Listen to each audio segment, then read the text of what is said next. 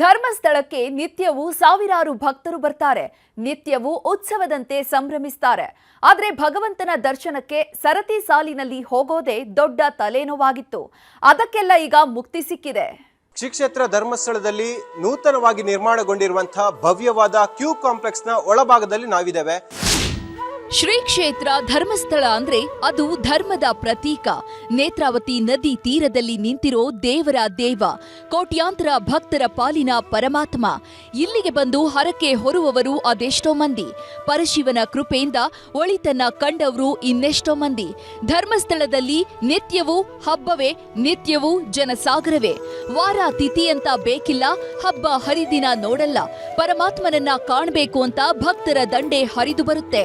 ಹೀಗಾಗಿಯೇ ಭಕ್ತರ ಅನುಕೂಲಕ್ಕಾಗಿ ಅತ್ಯಾಧುನಿಕ ಕ್ಯೂ ಕಾಂಪ್ಲೆಕ್ಸ್ ಒಂದನ್ನ ನಿರ್ಮಾಣ ಮಾಡಲಾಗಿದೆ. ಇನ್ನು ಮುಂದೆ ಶಿರಡಿ, ತಿರುಪತಿಯಂತೆ ಧರ್ಮಸ್ಥಳದಲ್ಲೂ ಕ್ಯೂ ಕಾಂಪ್ಲೆಕ್ಸ್ ನಲ್ಲೇ ಹೋಗಿ ಭಗವಂತನ ದರ್ಶನ ಪಡೆಯಬಹುದು.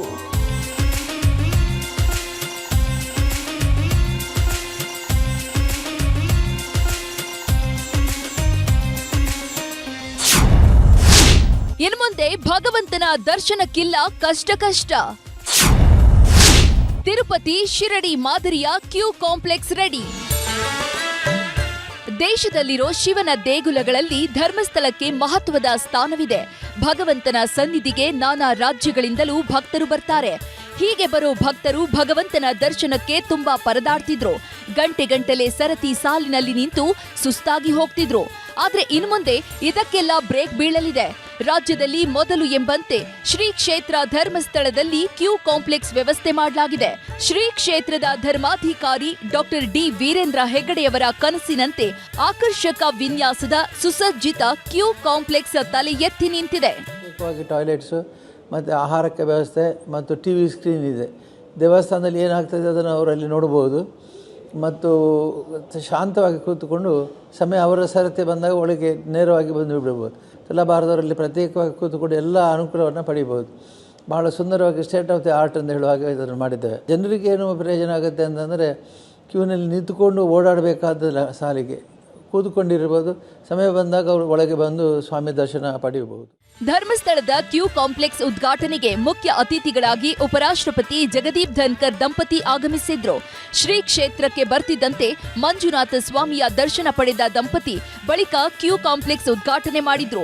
ಈ ವೇಳೆ ಮಾತನಾಡಿದ ಉಪರಾಷ್ಟ್ರಪತಿಗಳು, ಇದು ಕೇವಲ ಕಟ್ಟಡ ಮಾತ್ರವಲ್ಲ, ವೈದ್ಯಕೀಯ ಸೇರಿದಂತೆ ಎಲ್ಲಾ ಸೌಲಭ್ಯಗಳನ್ನೊಳಗೊಂಡಿರೋ ಕೇಂದ್ರ.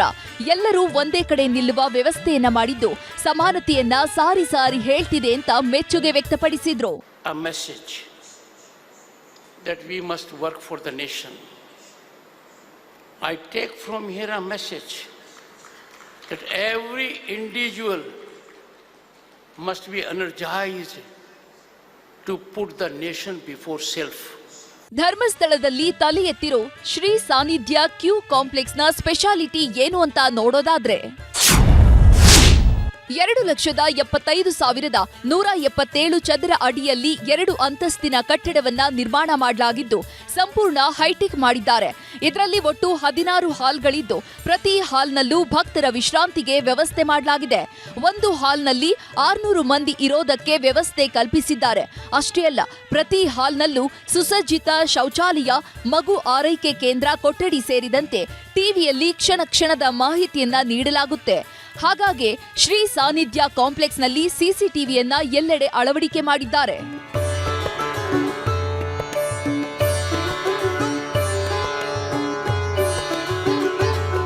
ಒಟ್ಟಲ್ಲಿ ಧರ್ಮಸ್ಥಳಕ್ಕೆ ಬರೋ ಭಕ್ತರು ಇನ್ಮೇಲೆ ಗಂಟೆಗಟ್ಟಲೆ ಕಾಯ್ಬೇಕಿಲ್ಲ. ಕ್ಯೂ ಕಾಂಪ್ಲೆಕ್ಸ್ನಿಂದಾಗಿ ಭಗವಂತನ ದರ್ಶನ ಇನ್ನಷ್ಟು ಸರಳವಾಗಲಿದೆ.